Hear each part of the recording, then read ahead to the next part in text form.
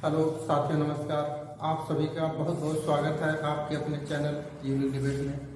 साथियों, आप सभी के मध्य में आया हूँ और कुछ छोटी छोटी ऐसी जानकारियाँ हैं जिसको आपको अवेलेबल कराना है। साथियों, बहुत सी खबरें यूट्यूब पर रन कर रही हैं कि ये समझौते की जो बात है ये है वो है। तो साथियों, तमाम तरह की खबरें मैं देख रहा हूँ। तमाम यूट्यूबर आपस में ही एक तरह से प्रतिद्वंदिता चल रही है कि नहीं, ये नहीं है, ये नहीं हो सकता, वो है।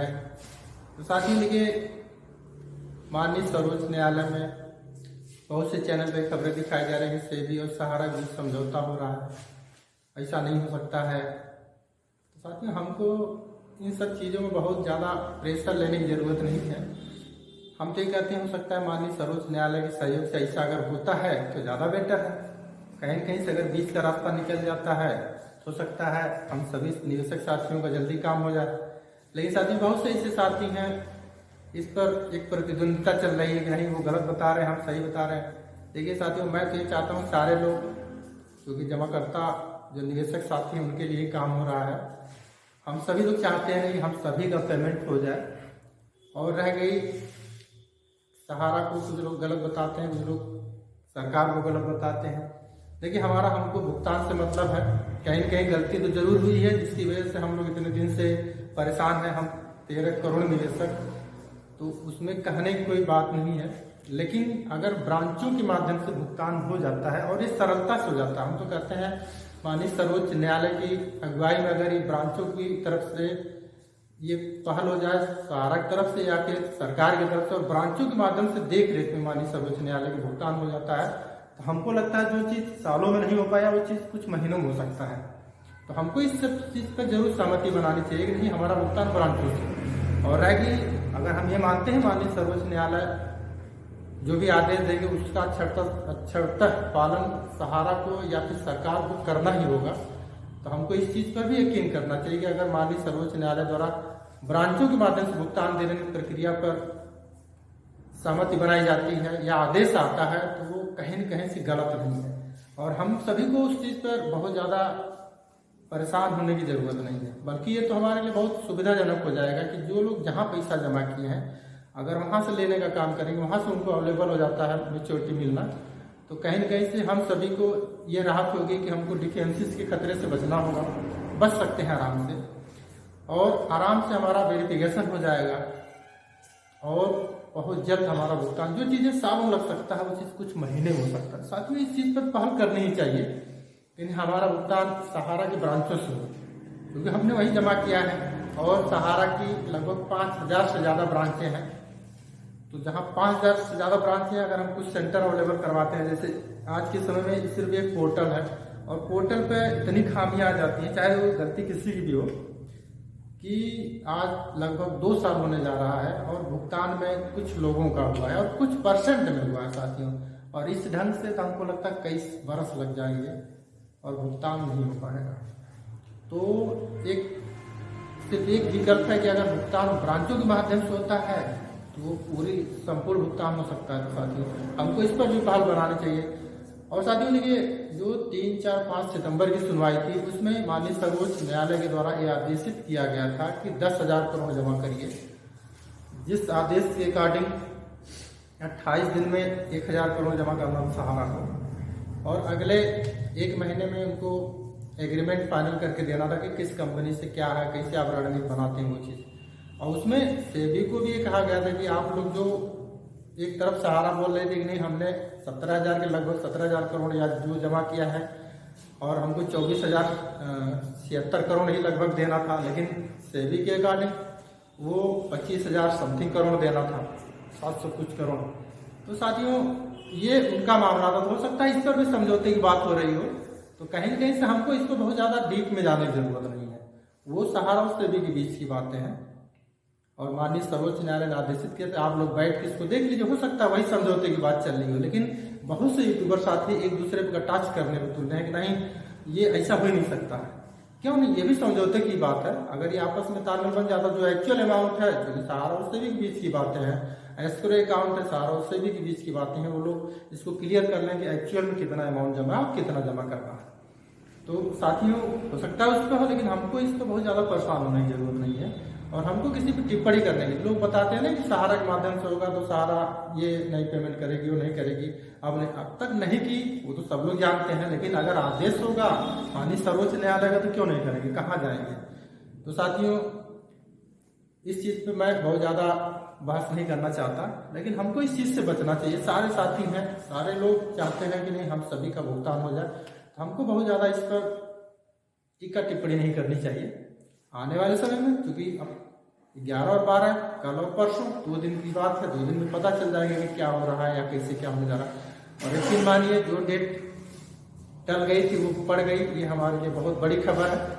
और हम तमाम निवेशक साथियों के लिए मैं तो पुनः ये करना चाहूँगा कि आप लोग थोड़ा सा धैर्य और रखिए, अब हमारा भुगतान जरूर मिलेगा साथियों। और माननीय सर्वोच्च न्यायालय चूंकि इसमें इतनी सक्रियता से लगे हुए हैं, माननीय सर्वोच्च न्यायालय की जो ट्रिपल बेंच है माननीय संजीव खन्ना जी की अगुवाई जो मुख्य न्यायाधीश है, ये साथियों हम लोगों के लिए बहुत बड़ी बात है। हो सकता है क्योंकि मार्च में माननीय संजीव खन्ना जी भी रिटायर होंगे, हो सकता है उसके पहले हमको बहुत बड़ी न्यूज मिल जाए और हमारा भुगतान मिलना सुनिश्चित हो जाए साथियों। तो साथियों हमको तो ये दिख रहा है, क्योंकि मैं पॉजिटिव वे में बात करता हूँ, क्योंकि मैं कतई ये नहीं चाहता कि कहीं से भी कोई खबर ऐसी चली जाए जिसकी वजह से हमारे साथी जो पिछले कई वर्षों से डिप्रेशन में है वो अपना बहुत बड़ा नुकसान कर जाते हैं साथियों, उस चीज़ से बचा जाए। मैं तो तमाम साथियों को डिप्रेशन में जाने से बचाना चाहता हूँ जो लोग बहुत चिंतित हैं बहुत पहले से, और हम तमाम ऐसे यूट्यूबर साथी हैं जो कुछ खबरें ऐसा डाल देते हैं जिसकी वजह से वो और परेशान हो जाते हैं साथियों। तो मैं तमाम साथियों से ये अनुरोध करूँगा कि आप लोग ऐसी चैनल की खबरों से बचें, जो चीज़ लगे हमको परेशान करे उस चीज़ से आप हटिए, चाहे वो मेरा ही चैनल क्यों ना हो। और साथियों यकीन मानिए हमको धैर्य के साथ काम करना है। और एक चीज़ साथियों मैं आप सभी से क्षमा चाहना चाहूँगा कि संडे के दिन क्योंकि नेटवर्क क्लोज होने के नाते मैं अपने मोबाइल का रिचार्ज दिया तो था कराने के लिए, लेकिन हो नहीं पाया, इसके लिए मैं आपसे क्षमा चाहता हूँ। उसकी वजह से हमने मोबाइल अपना खोल दिया है, आप दिन में चाहे जब कॉल कर सकते हैं, लेकिन ये 1 हफ्ते के लिए आपको है, अगले संडे फिर संडे ही खुलेगा। तो साथियों जो भी साथी हमसे बात करना चाहते हैं और अपनी समस्याएं रखना चाहते हैं, जो भी जानकारी लेना चाहते हैं, आप हमारे नंबर पर कॉल कर सकते हैं।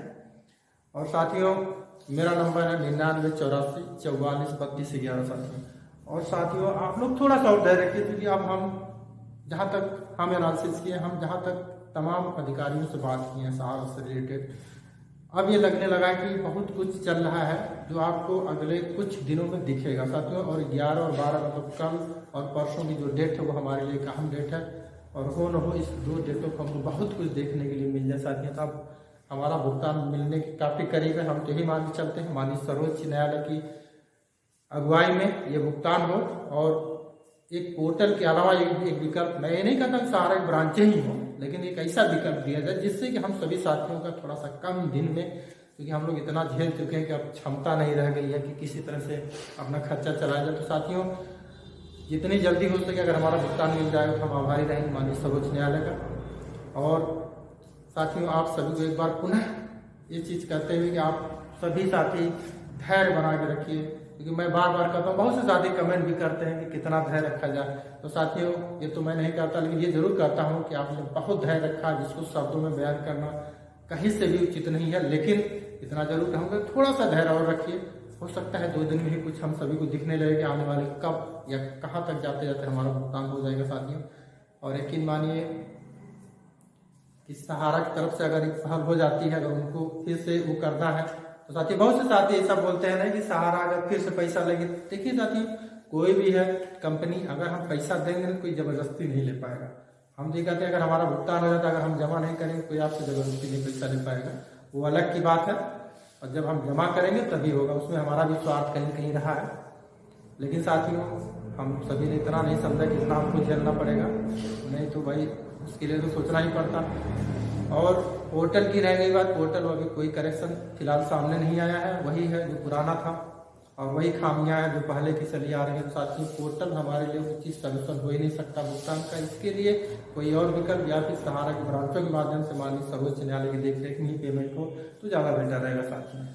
तो इस पर हमको बहुत माइंड मेकअप करना है कि अगर हमारा भुगतान ब्रांचोस हो जाए, और जो भी साथी ये चाहते हैं कि नहीं हमारा भुगतान ब्रांचोस हो, जरूर कमेंट में लिखें।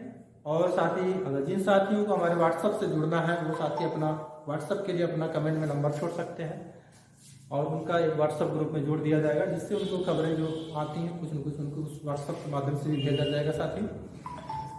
तो साथियों मैं आप सभी का ज़्यादा समय न लेते हुए आइए थोड़ा सा धैर्य रखें और कल 11 तारीख जो मोहंती जी की केस की सुनवाई है उस पर नज़र बना कर रखते हैं। जो भी अपडेट होगी साथियों आपके समक्ष लाने का प्रयास किया जाएगा। और उसके बाद जो सहारा से मुख्य विवाद की केस है 12 फरवरी को, उसकी भी अपडेट आपको बराबर की दी जाएगी। तो साथियों आइए हम इस उम्मीद के साथ 2 दिन और इंतजार कि अब हमारा भुगतान मिलने जा रहा है, हो सकता है कुछ बड़ा निकल के आ जाए जिससे हमको काफ़ी राहत मिले साथियों। इसी के साथ मैं अपनी बात को विराम देता हूँ साथियों। आप सभी का बहुत बहुत धन्यवाद साथियों। जय हिंद साथियों।